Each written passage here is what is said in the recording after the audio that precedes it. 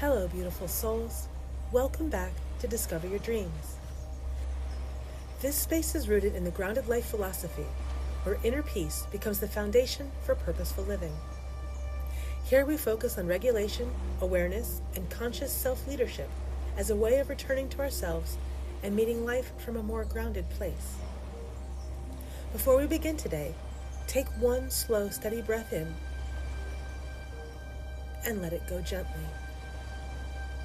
Notice your body, not as something to fix or improve, but simply as something to return to. Feel where you are sitting. Notice the quiet signals that are always there, the weight of your shoulders, the rhythm of your breath, the subtle hum of being alive. Today I want to slow things down enough to answer a question I've been building toward throughout this entire series. What does a grounded life actually look like? Not in theory, not in a quote saved to your phone, not a perfectly curated morning routine with soft lighting and matcha and silence, but in real, ordinary life, in the middle of responsibilities, interruptions, emotions, and uncertainty, in the long stretch of days that don't feel remarkable, just honest. Because if we're not careful, personal growth quietly turns into something else. It becomes another ideal we chase, another standard we measure ourselves against, another voice in our head saying, you should be doing this better by now. And without even realizing it, we trade one kind of pressure for another. We stop asking what feels true and start asking, what would the better version of me do? As if our current self is somehow not enough to begin with. Another version of perfection, just dressed up in softer language. But that was never the point. The point was never to become someone untouchable, unshakable, or endlessly optimized. It was never about performing calm or manufactured peace, or building a life that looks grounded from the outside. A grounded life isn't something you achieve and then permanently live inside. It's something you return to again and again.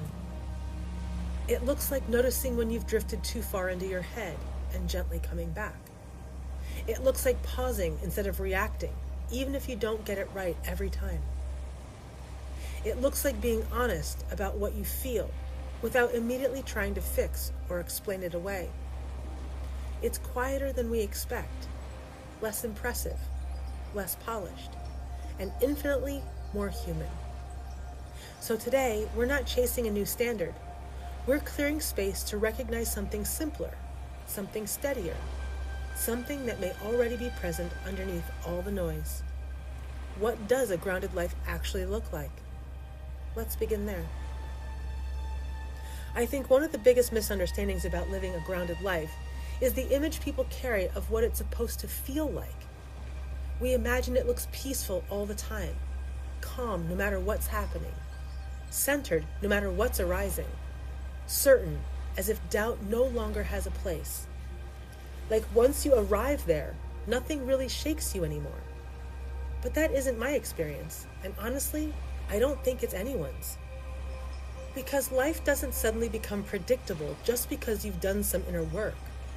Things still change, plans still fall apart, emotions still move through you, sometimes quietly, sometimes all at once.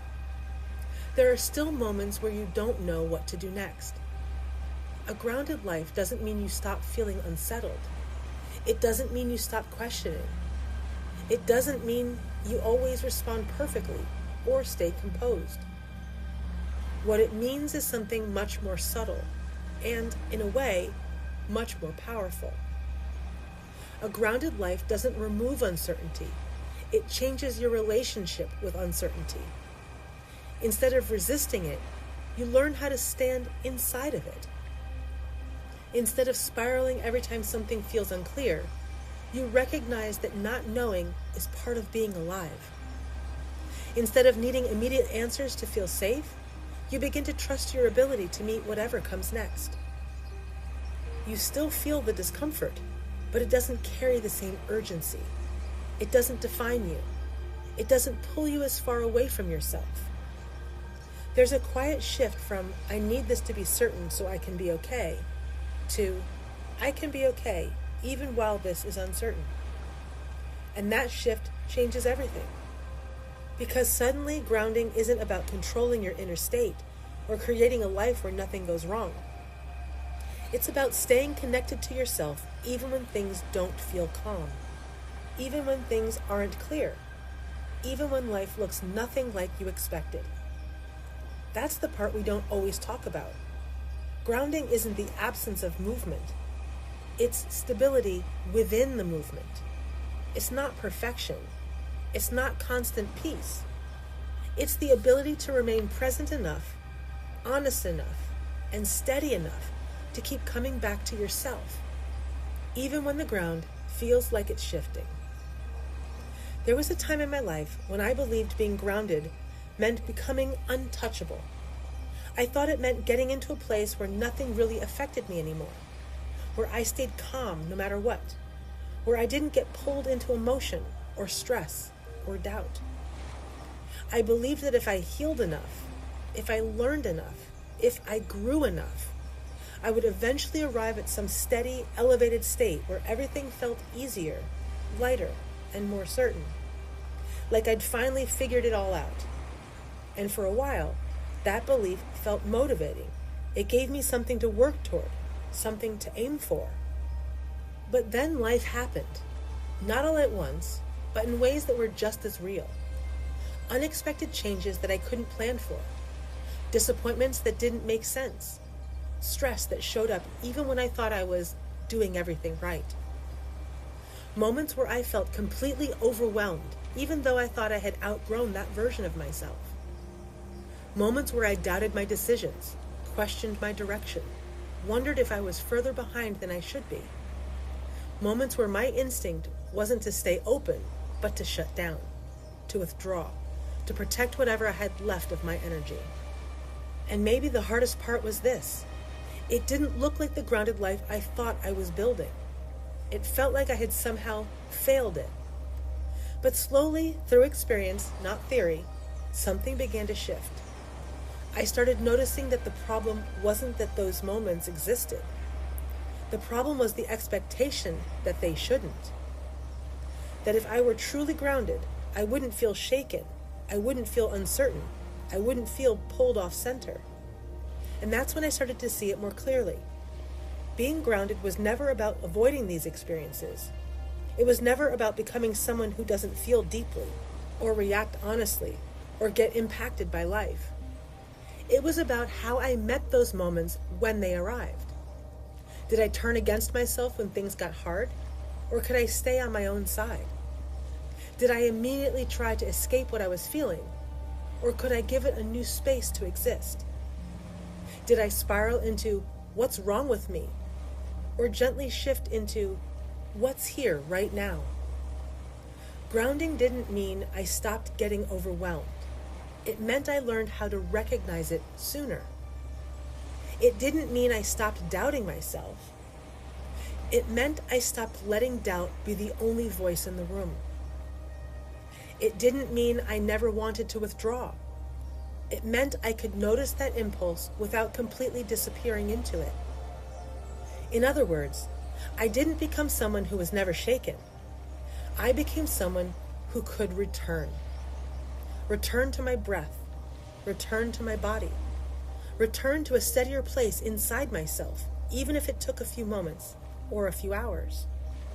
And sometimes, even that return felt messy, imperfect, incomplete.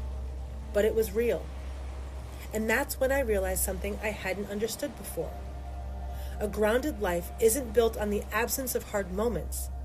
It's built on the willingness to meet those moments differently. Not perfectly, not instantly, but honestly and with a little more presence each time. And over time, that changes everything. A grounded life looks like this. Feeling anxious and noticing it as it moves through you, like a wave you can observe, instead of something that completely takes you over. There's a quiet awareness. This is here right now, not something to fight, not something to become. You don't disappear into it. You stay connected to yourself while it passes through. It looks like feeling overwhelmed when everything feels like too much at once, when your mind starts racing ahead and your energy feels scattered, and choosing, even in a small way, to respond with compassion instead of criticism. You don't add pressure to an already heavy moment. You don't tell yourself you should be stronger, better, or further along. Instead, you soften. Maybe you slow down. Maybe you take one breath, one step. Maybe you simply allow yourself to say, "This is a lot right now." And that simple shift from harshness to understanding creates space where there wasn't any before. It looks like getting knocked off center, because life will do that. Unexpected moments, difficult conversations, inner waves that you didn't see coming. And instead of believing you've lost your balance for good, you recognize the truth. This is part of the movement of being alive. You don't panic. You don't assume something is wrong with you. You remember that you know how to return. Return to your breath. Return to your body. Return to something steady and real, even if it's subtle. The return isn't dramatic. It doesn't need to be perfect, but it's intentional, and over time, it becomes familiar. A grounded life isn't built on never being shaken. It's built on what happens next. Noticing instead of merging. Softening instead of judging. Returning instead of staying lost. Again and again, in quiet, ordinary moments. And in that repetition, something steady begins to grow. Many people are searching for something that feels final, a kind of permanent peace, a place where nothing unsettles them, where their mind is always quiet, where they no longer feel pulled in different directions, a place they can reach and then stay. But peace doesn't really work that way. Peace isn't something you arrive at once and then hold on to forever. It's something you practice. It's something you return to in small, quiet ways, throughout the day, throughout your life. Sometimes that practice looks like pausing before you react. Sometimes it looks like noticing that your thoughts have started to spiral and gently stepping back. Sometimes it looks like taking one breath when everything in you wants to rush. And sometimes it simply looks like being honest about where you are without trying to force yourself somewhere else. A grounded life isn't the absence of disruption. Life will still interrupt you. Emotions will still rise. Things will still feel uncertain, messy, unfinished. But grounding changes what you do within those moments. It's the presence of reconnection, the quiet remembering, I can come back. Back to your breath, back to your body, back to something steady and real that exists underneath the noise, again and again. Not perfectly, not all at once, but consistently enough that it begins to feel familiar. And over time, that repetition becomes its own kind of peace. Not because nothing ever disturbs you, but because you trust your ability to return. Ask yourself, what if the goal isn't to stay centered? What if the goal is to know how to come back? A grounded life looks like noticing when your nervous system is overwhelmed and responding to that reality, not judging it, not ignoring it, responding to it. A grounded life looks like noticing your thoughts and emotions without immediately believing every story they tell. A grounded life looks like allowing experiences to move through you instead of defining you. A grounded life looks like regularly asking, is this still true for me? And being willing to adjust when the answer changes. A grounded life looks like trusting yourself enough to remain connected to your own inner knowing, even when life feels uncertain. One of the biggest shifts in my own life didn't come from learning something new. It came from letting something go. I stopped trying to become someone else. For years, I believed that growth meant transformation in the most dramatic sense, that I had to turn myself into a different person entirely, a better person, a more successful person, a more confident person, a more healed, more put together, more figured out person.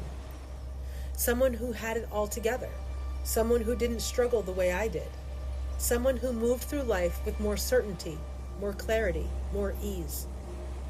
And without realizing it, I was constantly measuring myself against that imagined version, always just a little behind, always in the process of not quite there yet. But eventually, slowly and not all at once, something started to feel off about that pursuit. Because no matter how much I worked on myself, there was always another version to chase, another way I thought I should be different. And at some point, I began to see it clearly. I wasn't actually growing. I was trying to replace myself. That's when the shift happened. Growth wasn't about becoming someone else. It wasn't about erasing parts of me or outgrowing my humanity. It was about becoming more honest. Honest about what I felt, honest about what I needed, honest about where I was without rushing to get somewhere else. It was about becoming more connected to my own experience, to the present moment, to the parts of myself I used to ignore, judge, or try to fix. And in a quieter, less obvious way, it was about becoming more myself. Not the idealized version, not the perfected version, just the real one. The one who sometimes feels uncertain, the one who's still learning, the one who doesn't have everything figured out and doesn't need to in order to keep moving forward. And strangely enough, life became lighter after that. Not easier. Challenges didn't disappear. Uncertainty didn't go away. There were still hard days, difficult moments, and things I couldn't control. But lighter. Because I wasn't carrying the constant weight of trying to be someone I wasn't. I wasn't fighting myself as much. I wasn't holding myself to an impossible standard. There was more space, more breathing room, more acceptance of what was already here. And from that place, growth didn't feel like pressure anymore. It felt like a natural unfolding, something that could happen with me, not against me. And that made all the difference. Here's what a grounded day might actually look like. You wake up tired, and instead of immediately turning on yourself, instead of thinking, I shouldn't feel this way, or what's wrong with me, you simply acknowledge it. This is where I am today. Maybe you move a little slower. Maybe you give yourself a bit more space, not as an excuse, but as a form of honesty. You have a difficult conversation, and afterward your mind wants to replay it. Every word, every pause, everything you wish you had said differently. But instead of getting stuck in that loop for hours, instead of picking yourself apart, you take a moment to process what actually matters, what felt true, what you learned, what you might carry forward, and then, gently, you let it go. You feel disappointed. Something doesn't turn out the way you hoped. Something you cared about doesn't work out. And instead of turning inward with judgment, instead of making it mean that you're not enough or that you've somehow failed, you allow yourself to feel it, the heaviness, the frustration, the quiet sense of loss. You let it be what it is, without adding a story that makes it heavier. You make a mistake, because you will, because we all do. And instead of spiraling into shame, instead of defining yourself by that one moment, you pause. You take responsibility where it's needed. You look at it honestly. You learn what you can, and then you allow yourself to move forward without carrying it as proof of who you are. You experience uncertainty. You don't know what's coming next. You don't have clear answers, and the future feels open in a way that's uncomfortable.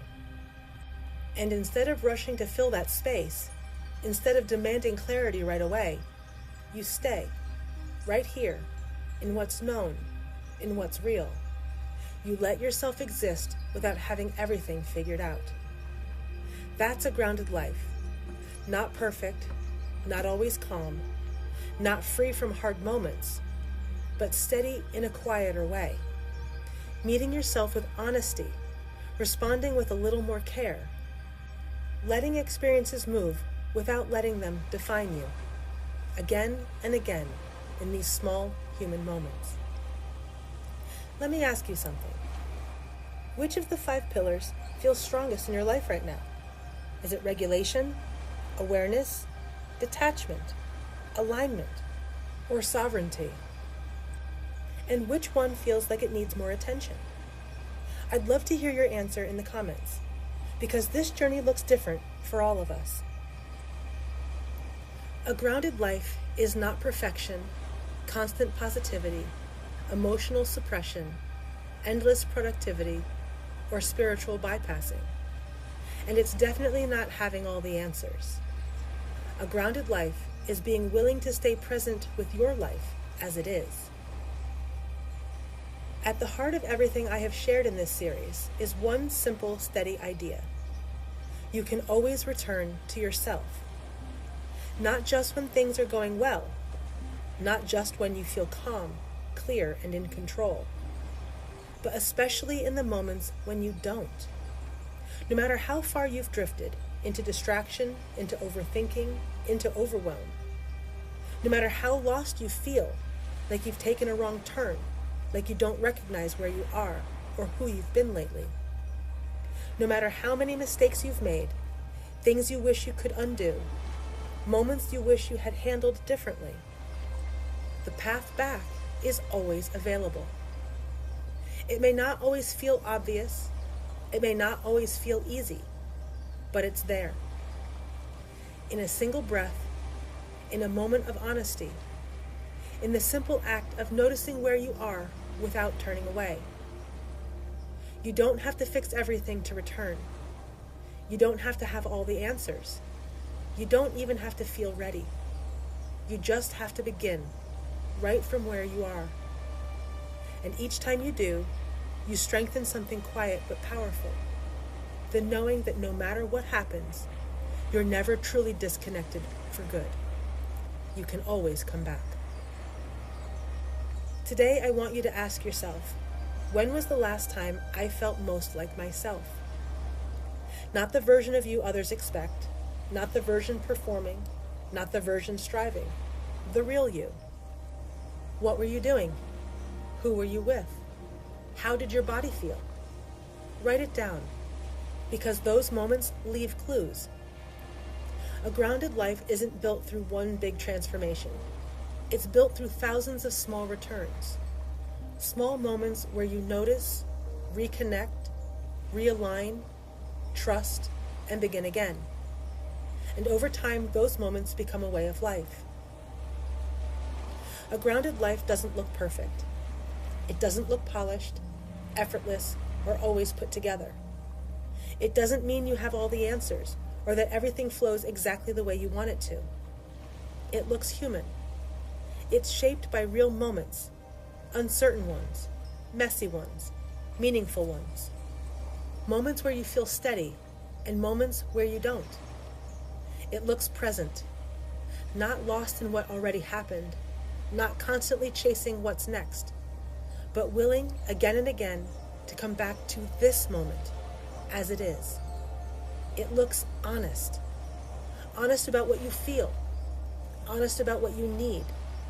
Honest about where you are without trying to cover it up or rush past it.